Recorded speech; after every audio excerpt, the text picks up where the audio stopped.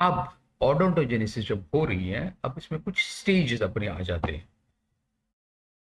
Now we have to remember the stages of tooth development. Bud stage, जिसको initiation भी कहते हैं, cap stage, इसमें काफी ज्यादा सेल्स की प्रोलिफरेशन है, डिवीजन हो जाता है सेल्स का. So that is why it's called as proliferation stage. Bell stage, histo differentiation and morpho differentiation होती है. Histo differentiation क्या होता है? The cells differentiate.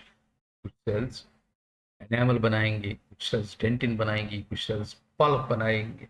And morpho differentiation, उसके बाद accordingly shape determine हो जाती है tooth की, जिसको morpho differentiation कहते हैं. And two more stages are apposition and calcification.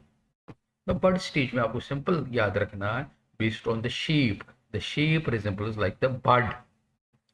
But plant जब जब ट्री उगता है तो it starts from the bud stage. Cap stage में आपको ये याद रखना है, the epithelium, enamel organ, it resembles like a cap. Again यहाँ पर it occurs due to division of the cells. Bell stage में we have to remember the shape resembles a bell. Here, ameloblasts and odontoblasts are differentiated. So, it determines shape of the crown. So, दो चीजें हो गई. Ameloblasts and odontoblasts form हो रही है. Histo differentiation. Shape of the crown, morpho differentiation. Apposition क्या है? Deposition of enamel and dental matrix. It occurs in incremental years. There is daily deposition.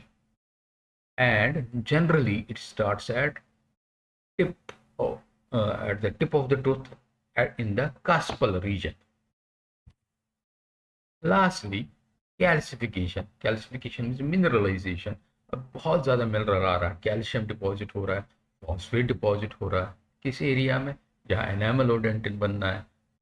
Now मकसद क्या है? हार्डेस्ट टिश्यू जो body में हमारा एनामल बनना है, उसके बाद डेंटिन बनना है, again that is the hardest. उसमें भी around 70% of dentin is composed of inorganic matrix. Generally, calcification is seen after matrix formation. Thank you.